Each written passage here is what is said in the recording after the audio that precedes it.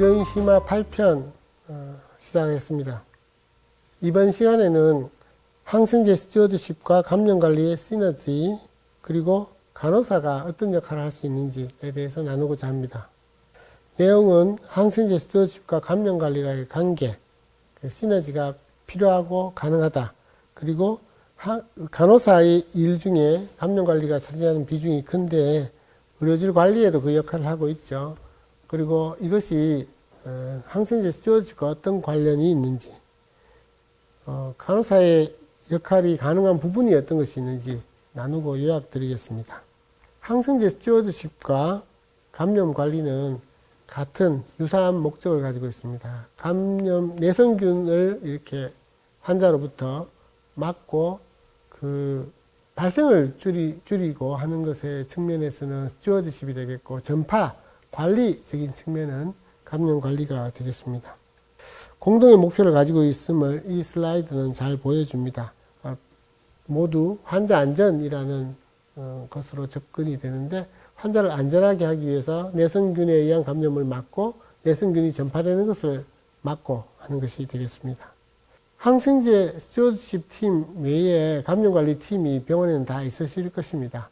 감염관리팀에서 하는 많은 역할들 중에서 내성균의 전파를 예방한다라는 게 아주 중요한 역할 중에 하나이죠. 항생제 스튜어드십에 있어서 중요한 역할 중에서 과거에는 의사, 특히 감염 전문가, 그리고 우리나라 환경과는 좀 다르지만 감염을 전공한 약사 같은 분들이 코어 멤버, 핵심이고, 그 외에는 전산실이라든지 또는 여러 부서들이 있는데 간호사들이 별로 크게 없었는데, 감염관리실에는 간호사가 주력이잖아요. 감염관리와 함께 있어야 된다라는 게 그 과거에 계속 이야기되어 왔고, 실제로 아까 말씀드렸듯이 목표가 같기 때문에 중요한 역할을 할 수 있다라고 할 수 있고, 서로 시너지가 된다라고 할 수 있겠습니다. 이 슬라이드는 제가 다른 영상 다이그노스틱 스튜어드십에서도 보여드린 바 있는데, 다이그노스틱 스튜어드십과 감염 관리, 인펙션 프리벤션이라는 것과 안티마이크로비얼 스튜어드십, 항생제 스튜어드십이라는 영역은 공통분모를 가지고 서로 협력하는 분야다라는 표입니다. 2019년도 봄에 대한항균요법학회가 항생제 스튜어드십에 대한 설문조사를 한 적이 있습니다. 예를 들면 어떤 비용 책정이라든지 이런 것도 있었고 한데, 그 중에 몇 가지 기본적인 자료들 외에 감염 전문가들이 142명 중 58.5%에서 있었는데, 이분들의 답변 중에서 간호사들이 역할을 할 수 있다. 특히 150베드 미만, 300베드 미만 이런 단위에서, 그러니까 150명당 1명, 300명당 1명 정도의 수준에서 간호사들이 있으면 항생제 스튜어드십을 제대로 꾸려갈 수 있는데 도움이 되겠다라는 답변을 하신 바가 있습니다. 그러나 간호사들은 항생제 스튜어드십이라는 용어를 처음 들었다라는 분도 많이 계실 거고요. 내 일이 아니다라고 하시는 분들도 실제로 많으실 것 같습니다.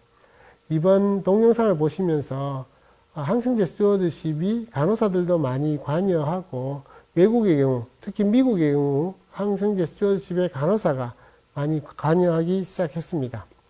그래서 문헌을 이렇게 찾아보다 보면은 항생제 스튜어드십과 간호사의 관계에 대한 단행본도 있습니다. Antimicrobial Stewardship for Nursing Practice. 우리가 환자를 옆에서 지근거리에서 간호하는 인력이 간호사이시죠.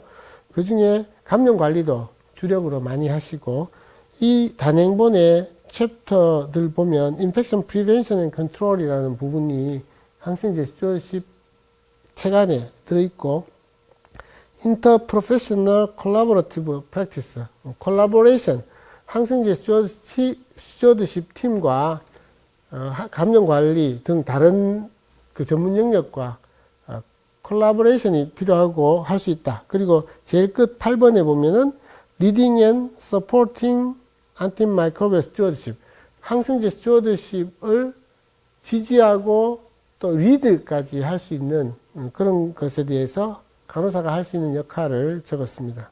CDC의 코어 엘리먼트라고 있습니다. 우리가 항생제 스튜어드십 전략을 할 때 팀을 맞출 때 코어 엘리먼트가 7개를 제시를 했는데 2014년도에 제시했고 2019년도에 버전업한 제시가 있습니다. 그 중에 간호사의 역할을 명시적으로 키 서포트 안에 적었습니다. 이렇듯 간호사의 역할이 굉장히 커지고 있다는 것을 반증하고 있는데 간호사의 역할로서 항생제 스튜어드십을 할 수 있다라고 미국에서는 이야기하고 있고 최근 논문들이나 이런 것들을 보면 간호사의 역할을 많이 강조하는 논문들이 많이 나오고 있습니다.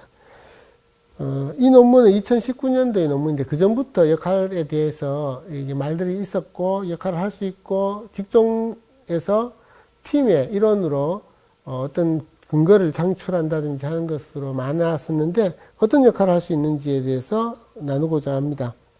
약사가 하는 것, 그리고 메디컬 스텝이 하는 것, 간호사의 역할, 간호사가 같이 할 수 있는 것으로 알러지에 대해서 명시적으로 기록을 할 수 있다든지 어떤 들어가는 약의 듀레이션, 적절성 같은 것들, 뭐 파이브 라이츠 이런 거 잘 아시죠? 그런 것들을 한다든지 뭐 오펫에서 여러 가지 모니터링을 아웃페이션 파렌탈 안티바이오틱 테라피에서 모니터링 한다든지 이런 등등 또 있고 환자 교육도 간호사가 할 수 있는 그런 것들이 기록되어 있습니다.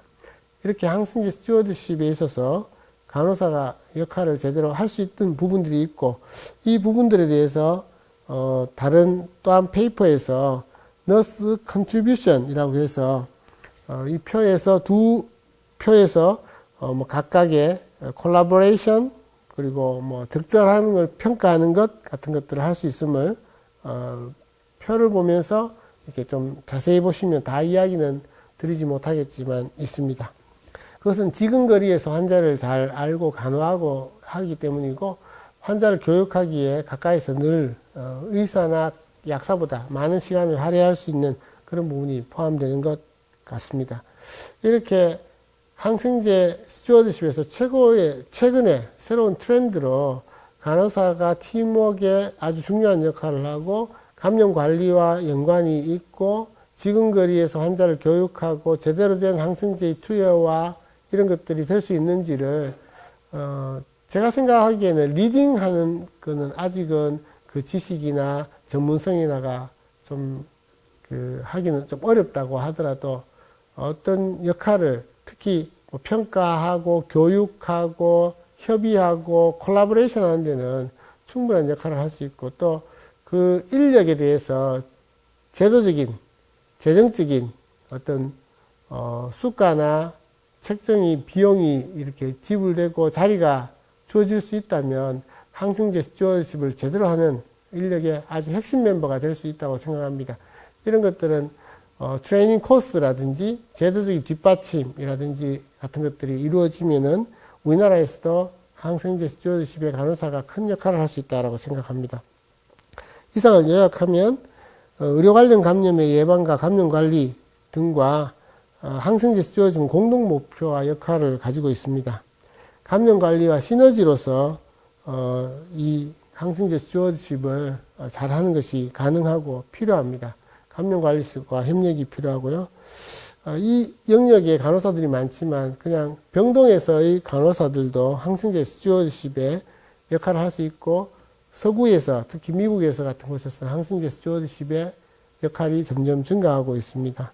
약사 그리고 메디컬 스태프, ASP 팀의 의사 그리고 간호사, 그의 전산팀 그리고 많은 그 진단검사의학과 뭐 이런 다양한 분야에서 팀워크로 할 수 있는데 간호사가 그에서 중요한 역할을 할 수 있다고 생각합니다. 향후 인력 양성 프로그램, 제도적 뒷받침이 있으면 좀 더 큰 역할을 할 수 있고 제대로 된 항생제 스튜어드십이 국내에 자리 잡는 데 중요한 그런 뭐 이정표가 되는 그런 정책 같은 것이라고 저는 생각합니다. 감사합니다.